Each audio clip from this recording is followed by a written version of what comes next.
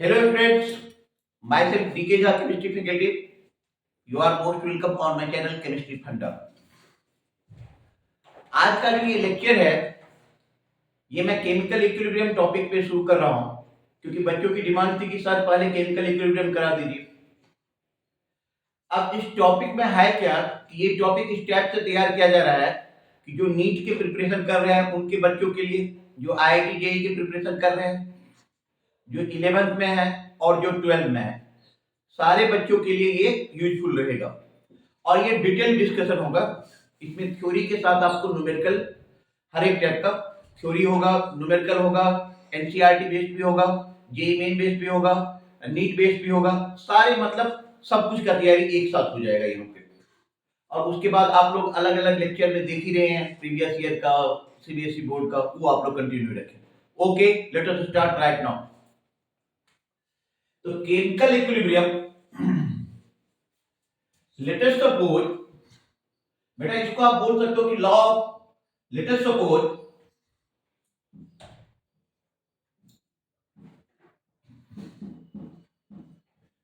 Suppose कि कोई reaction हो रहा है ए प्लस बी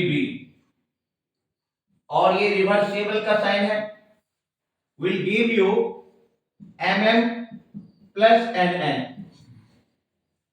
ए प्लस बी से बन रहा है mm प्लस nn। अब हम रेट ऑफ रिएक्शन की बात करें तो जनरली रेट ऑफ रिएक्शन क्या होता है, डायरेक्टली प्रोपोर्शनल होता है कंसंट्रेशन ऑफ रिएक्टेंट का। तो यहां पे यदि आप ले लेते हैं आर एफ, ये हो जाएगा आपका रेट ऑफ फॉरवर्ड रिएक्शन,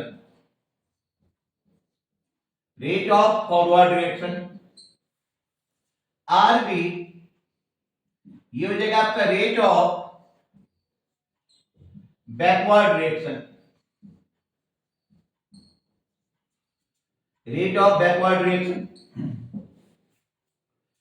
तो यहां पर हम करेंगे क्या कि जो रेट ऑफ फॉरवर्ड रिएक्शन है आर एफ, ये डायरेक्टली प्रोपोर्शनल हो जाएगा कंसंट्रेशन ऑफ रिएक्टेंट।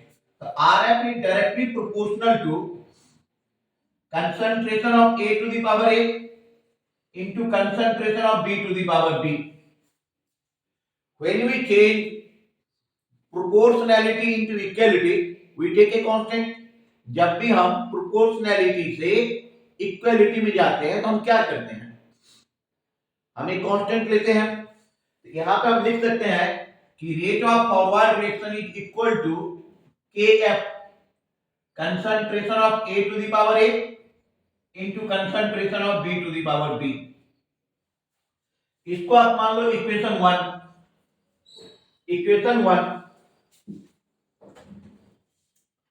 ठीक है। फिर हमने लिया रेट ऑफ बैकवर्ड रिएक्शन। अच्छा, बैकवर्ड रिएक्शन का मतलब हो गया कि जो इधर बैकवर्ड रिएक्शन है, रिवर्स रिएक्शन, जिसके लिए रिएक्टेंट ये होगा। तो rate of backward reaction, this is directly proportional to concentration of m to the power n into concentration of n to the power n। ठीक है, यहां पर भी जब हम प्रोपोर्शनैलिटी को इक्वालिटी में लेके जाएंगे तो हम एक कांस्टेंट लेंगे। तो rate of backward reaction equal to KB into concentration of m to the power n into concentration of n to the power n। इसको आप मान लो इक्वेशन सेकेंड। अब ये इक्विलिब्रियम चैप्टर है, इक्विलिब्रियम में कब आएगा ये रिएक्शन? ये रिएक्शन बेटा इक्विलिब्रियम में तब आएगा जब रेट ऑफ फॉरवर्ड रिएक्शन और रेट ऑफ रिवर्स रिएक्शन या रेट ऑफ बैकवर्ड रिएक्शन दोनों क्या हो जाए, इक्वल हो जाए। तो आप यहां पे लिख सकते हो कि at equilibrium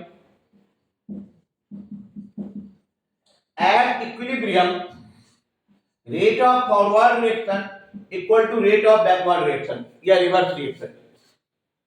that means what, कि दोनों का वैल्यू पुट कर दो कि Kf concentration of A to the power A into concentration of B to the power B equal to Kb concentration of m to the power n into concentration of n to the power n। ठीक है, इसको हम लिख सकते हैं कि kf upon kb equal to concentration of m to the power n into concentration of n to the power n upon concentration of a to the power a into concentration of b to the power b। तो kf upon kb equal to आ गया concentration of n to the power n into concentration of n to the power n by concentration of a to the power a into concentration of b to the power b। अच्छा, एक बात गौर करने वाली है कि kf क्या है, forward reaction का रेट कांस्टेंट है, और kb क्या है, रिवर्स रिएक्शन या बैकवर्ड रिएक्शन का रेट कांस्टेंट है। एक कांस्टेंट दूसरे कांस्टेंट से डिवाइड हो रहा है, कहां पे डिवाइड हो रहा है, इक्विलिब्रियम में। तो इस दोनों का जो एक एनोदर कांस्टेंट ले लो, दैट इज कॉल्ड k, इसको आप बोल सकते हो इक्विलिब्रियम कांस्टेंट, k इक्विलिब्रियम, ये हो गया आपका इक्विलिब्रियम कांस्टेंट। तो k इक्विलिब्रियम आ गया आपका concentration of m to the power n into concentration of n to the power n by concentration of a to the power a into concentration of b to the power b। आराम से आप लोग यहाँ पे पढ़ें, क्योंकि ये class इस टाइप से डिजाइन ही किया गया है कि 11, 12 जेई और नीट किसी भी टाइप के बच्चे हो उनको आसानी से समझ में आ जाए। ये फास्ट मोड की क्लास नहीं है, ये नॉर्मल मोड की क्लास है। तो k equilibrium equal to concentration of m to the power n into concentration of n to the power n by concentration of a to the power a into concentration of b to the power b। Note कर लीजिए। हाँ, तो बच्चे अब जो हमने equilibrium constant k लिया है, k equilibrium,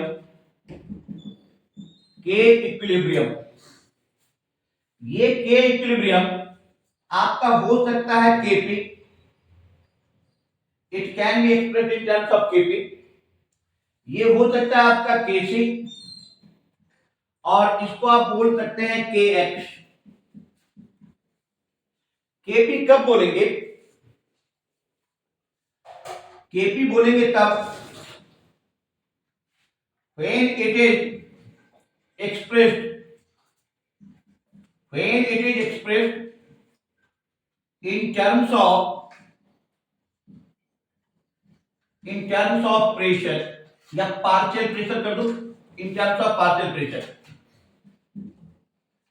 partial pressure.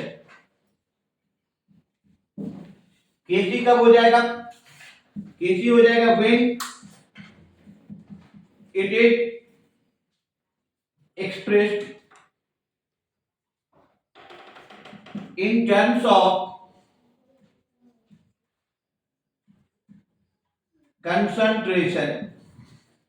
concentration, और kx कब हो जाएगा, when it is expressed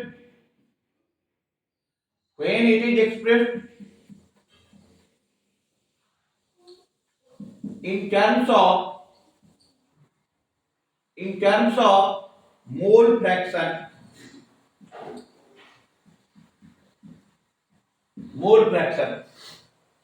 तो इस k इक्विलिब्रियम को हम kp तब बोलेंगे जब हम इसको प्रेशर के टर्म में एक्सप्रेस करेंगे, इसको kc तब बोलेंगे जब हम इसको कंसंट्रेशन के टर्म में एक्सप्रेस करेंगे, और kx तब बोलेंगे जब इसको हम मोल फ्रैक्शन के टर्म में एक्सप्रेस करेंगे। बहुत ही आसान तरीके से आप जान लो कि kp इक्वल टू आप एक्सप्रेस कर सकते हो कि partial pressure of m to the power n into partial pressure of n to the power n upon partial pressure of a to the power a into partial pressure of b to the power b। ठीक है, that is kp। अच्छा, kc में हम क्या करेंगे, kc हो जाएगा concentration of m to the power n into concentration of n to the power n divided by concentration of a to the power a into concentration of b to the power b। kx equal to क्या हो जाएगा, mole fraction of m to the power n into mole fraction of n to the power n by mole fraction of a to the power a into mole fraction of b to the power b। फिर से समझ लो, जो हमारा k equilibrium है वो k equilibrium express किया जा सकता है kp के टर्म में, kc के टर्म में और kx के टर्म में। एकदम आराम से चलो। kp के टर्म में कब बोलोगे? जब आप इक्विलिब्रियम को पार्शियल प्रेशर के टर्म में एक्सप्रेस करेंगे। किसके टर्म में? पार्शियल प्रेशर के टर्म में। Then it is called kp। अच्छा, kp का फॉर्मूला क्या बन जाएगा? Partial pressure of m to the power m into partial pressure of n to the power n by partial pressure of a to the power a into partial pressure of b to the power b। अच्छा, kc कब बोलेंगे? when it is expressed in terms of concentration। जब हम इसको concentration के term में लेंगे then it is called kc। और kc में हो जाएगा concentration of m to the power n into concentration of n to the power n by concentration of a to the power a into concentration of b to the power b। जब इसी equilibrium को आप mole fraction के term में express करोगे तो kx equal to हो जाएगा mole fraction of m to the power n into mole fraction of n to the power n by mole fraction of a to the power a into mole fraction of b to the power b। Note कर लो इसे।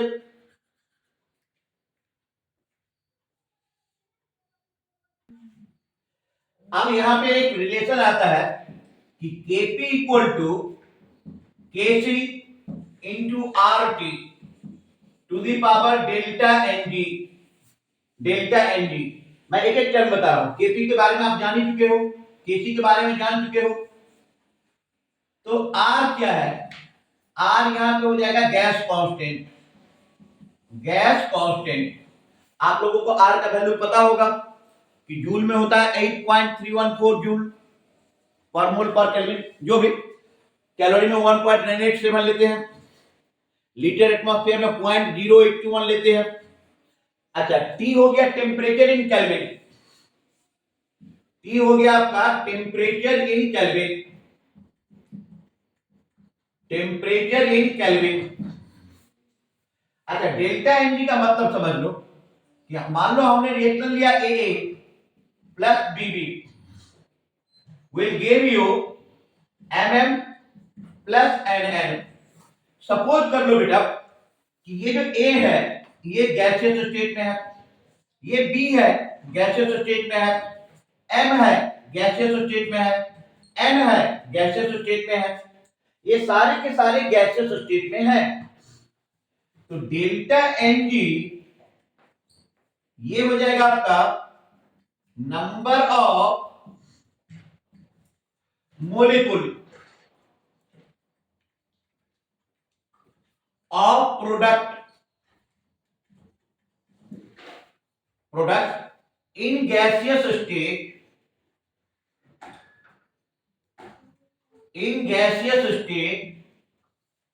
Minus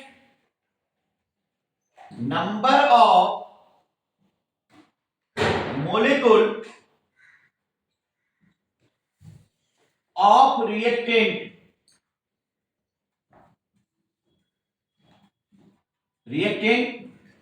in gaseous state।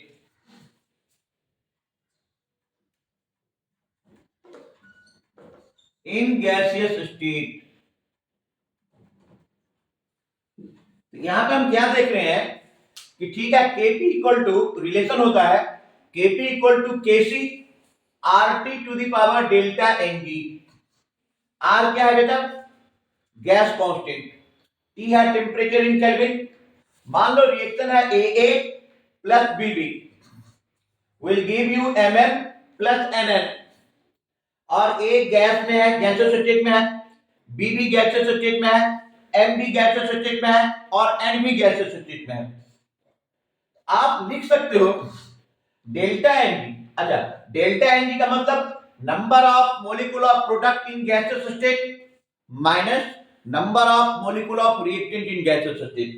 That means कि delta Ng को यदि आप express करोगे तो delta Ng हो जाएगा M plus N minus A plus B।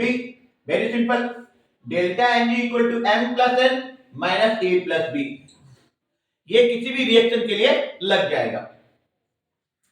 अब यहां पे कुछ रिलेशन देखो कि हमने लिखा कि Kp equal to Kc, Kp equal to Kc into R T to the power delta N G, Kp equal to Kc into R T to the power delta N जी।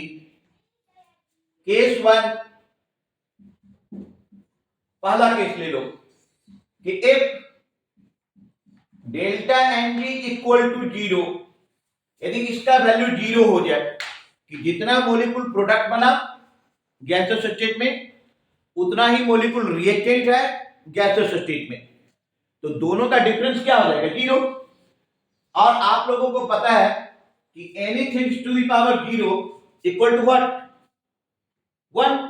तो RT to the power 0 equal to 1 हो जाएगा, hence Kp equal to Kc, ये हो जाएगा Kp equal to Kc। इसे मैं अभी prove भी कर देता हूं, Kp इक्वल टू Kc। हमने लिया केस 2, केस 2 में आप ले लो कि एक delta N G greater than 0, क्या हो रहा है? Greater than 0। इस कंडीशन में Kp हो जाएगा आपका greater than Kc। Case third, case third में आप ले लो कि एक delta N G less than 0, delta N G less than 0, ये हो जाएगा Kp less than Kc, Kp less than Kc। तो यहां पे तीन कंडीशन बन गया, फिर से देख लो, Kp equal to Kc into R T to the power delta N G. R क्या है? गैस कांस्टेंट है। टी क्या है? टेम्परेचर इन केल्विन है। डेल्टा एन जी क्या है? यहाँ पे number of molecule of product in gaseous state minus number of molecule of reactant in gaseous state. ठीक है, तो यहां पे हो जाएगा delta N G equal to M plus N minus A plus B. फिर हमने रिलेशन लिखा कि Kp equal to Kc into R T to the power delta N ji.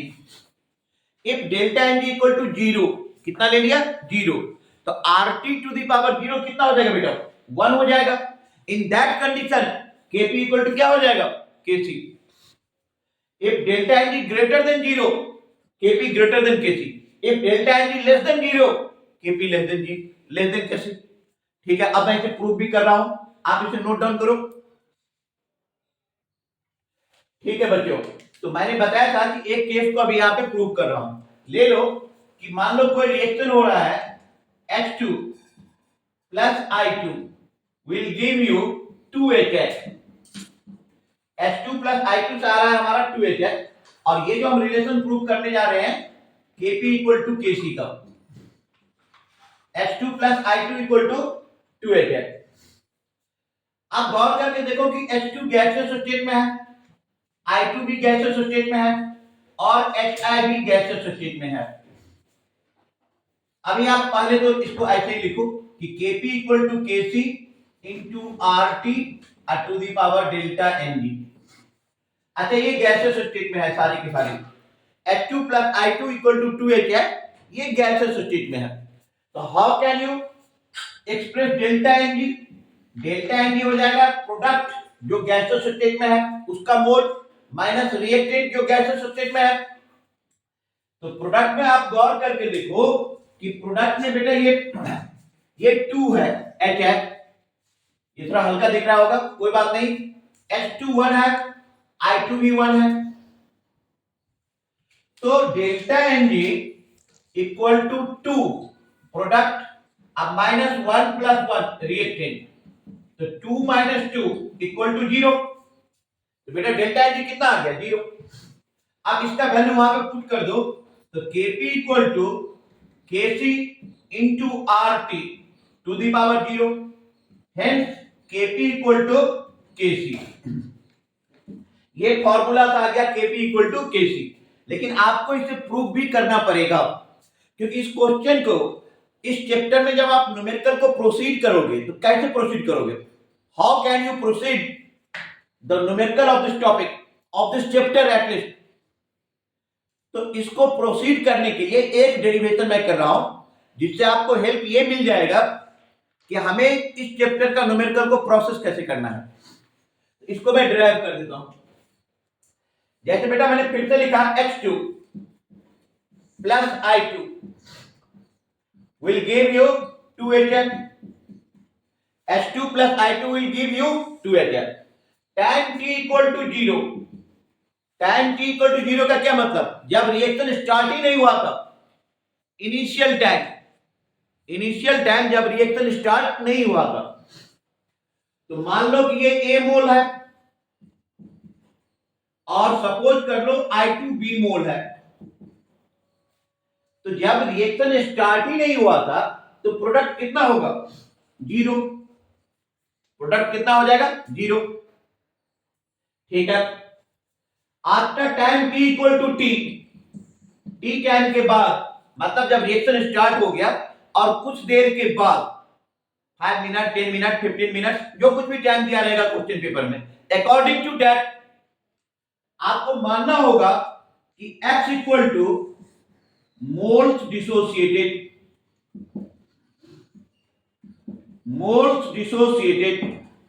x मोल क्या हो रहा है, डिसोसिएट हो रहा है, कंज्यूम हो रहा है। तो आप एक बार बताओ ना कि H2 A मोल लिए थे, I2 B मोल लिए थे, T टाइम के बाद x मोल डिसोसिएट हो गया। अब H2 कितना बच गया, A माइनस एक्स, I2 कितना बच गया, B माइनस एक्स। तो HI कितना बनेगा, 2x।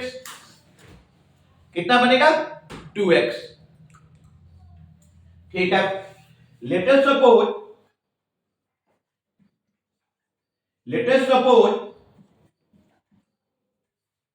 Volume equal to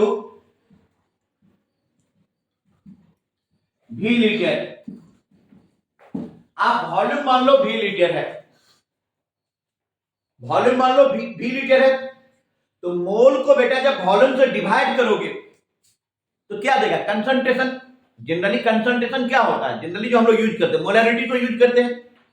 and you know better कि मोलैरिटी क्या है, number of moles divided by volume of solution in litre.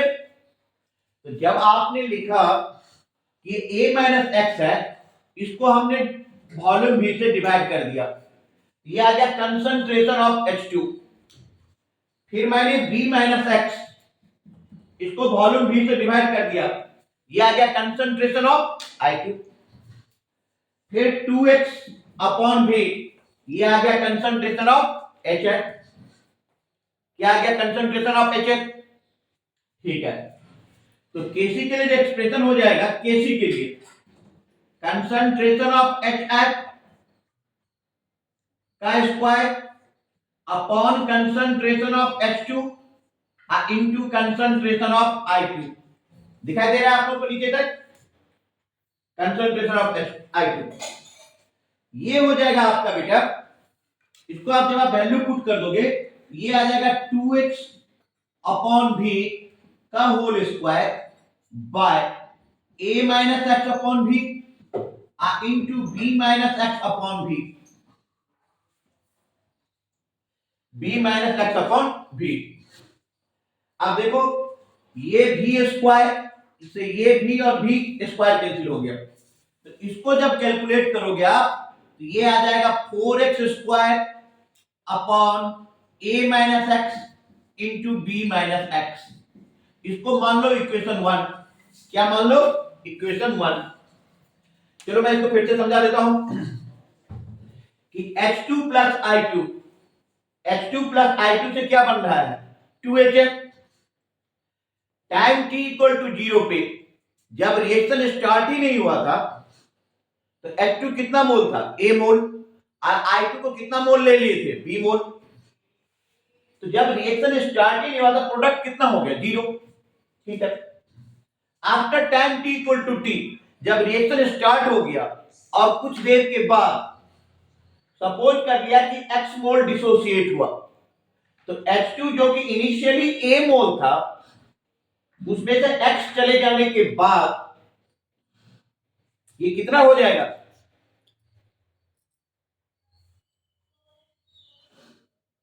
A minus x. I2 जो कि इनिशियली B मोल था ये कितना हो जाएगा, B माइनस एक्स, और HI कितना हो जाएगा, 2x। मान लिया कि सपोज कर लिया कि वॉल्यूम है V लीटर, कितना, V लीटर, तो ये हो जाएगा A minus X by V, B minus X by V, 2x by V। Mole by volume क्या बताता है, कंसंट्रेशन। तो Kc equal to concentration of HA का square upon concentration of H2 into concentration of I2। फिर हमने value put कर दिया 2x upon V का square by A minus X upon V into B minus X upon V। बेटा V square से V square cancel, तो यहां पे कैलकुलेट करके कितना आ रहा है, 4x square by A minus x into B minus x. इसको मान लो इक्वेशन फर्स्ट, ठीक है, नोट डाउन करो। ठीक है बेटा, तो फिर से हमने लिखा H2 प्लस I2 से दे रहा है 2HN। Time t equal to 0 पे ये है हमारा A मोल, ये है हमारा B मोल, और ये है हमारा 0, 2HN। ठीक है, मान लो after time t equal to t x क्या हो गया, मोल्स डिसोसिएटेड, मोल्स डिसोसिएटेड। ये कितना बच जाएगा, a माइनस एक्स, ये b माइनस एक्स, और ये 2x। ये तो आपने पहले भी कर लिया था अभी केसी के समय पे। अब आप क्या करो कि टोटल मोल्स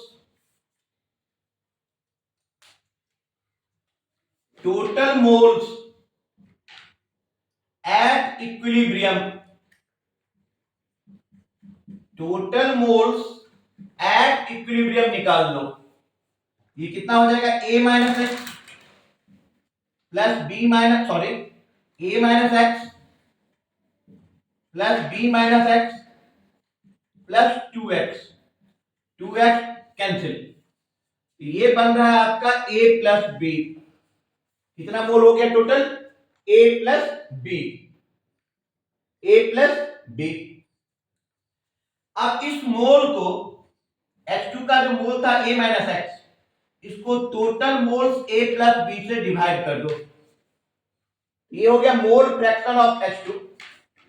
फिर b माइनस एक्स, इसको total moles a plus B से डिवाइड कर दो, मोल फ्रैक्शन ऑफ I2। फिर 2x by a plus B, mole fraction of HF।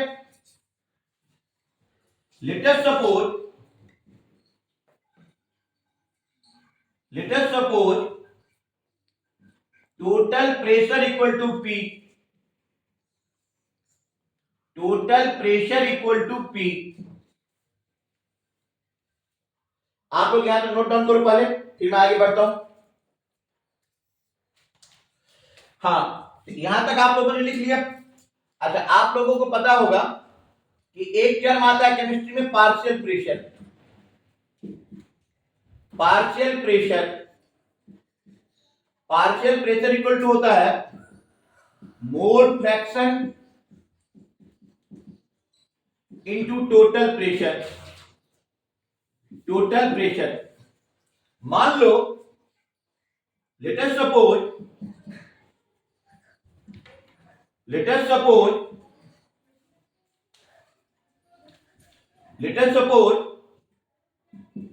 total pressure equal to P, total pressure equal to P। तो आप लोग उसके नीचे ही लिखते रहना, मैं उस साइड में लिख रहा हूं कि जो आप लोग इसके नीचे लिखते रहना। तो total pressure equal to P, तो H2 का जो पार्शियल प्रेशर हो जाएगा ये हो जाएगा a minus X upon a plus B into P। I2 का हो जाएगा b minus X upon a plus B into P, और HI का हो जाएगा 2x by a plus B into P। तो ये हो गया partial pressure of H2, partial pressure of I2, partial pressure of HF।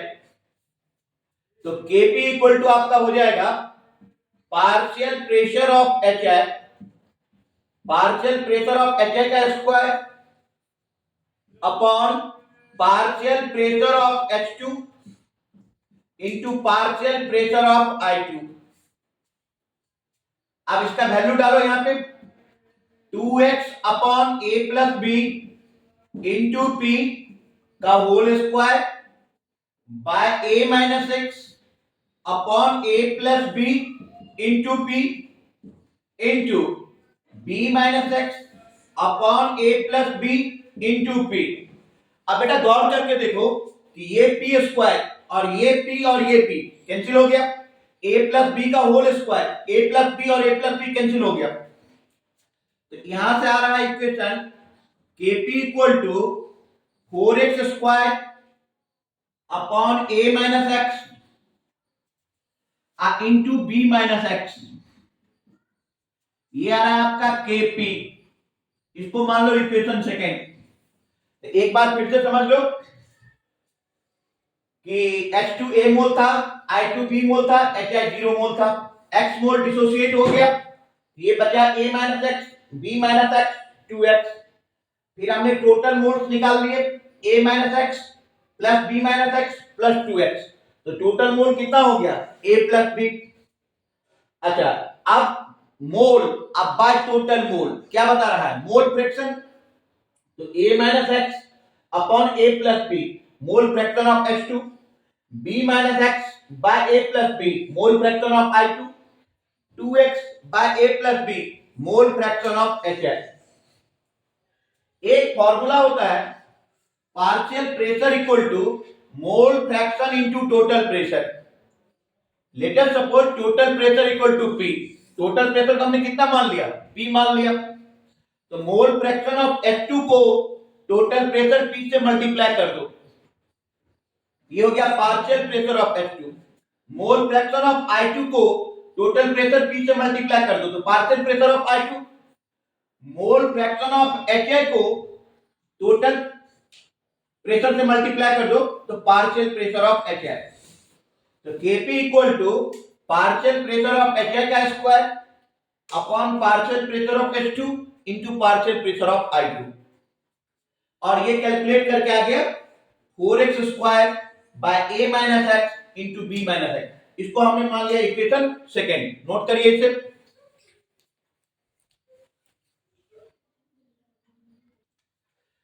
अब बेटा हम लोग क्या देखेंगे कि from first and second Kp equal to क्या हो गया, Kc। हेंस इसका मतलब क्या हो गया कि डेल्टा N इक्वल टू क्या हो गया, 0, जो कि पहले से ही आपको पता था कि जो H2 है प्लस जो I2 है इससे बन रहा है 2HF। ये H2 गैसियस स्टेट में है, I2 भी गैसियस स्टेट में है और HI भी गैसियस स्टेट में है। तो यहां से भी हमारा डेल्टा Ng 2 माइनस 1 प्लस 1 0 ही आ रहा है। इसका मतलब क्लियर हो गया कि Kp equal to Kc, Kp equal to Kc ये प्रूव हो गया। ठीक है, यहां तक आप लोगों ने समझ लिया। ठीक है, इससे आगे हम नेक्स्ट लेक्चर में चर्चा करेंगे। आप लोगों को यदि लेक्चर समझ में आ रही हो आप चैनल को सब्सक्राइब कर सकते हैं, लाइक कर सकते हैं, शेयर कर सकते हैं। Thank you.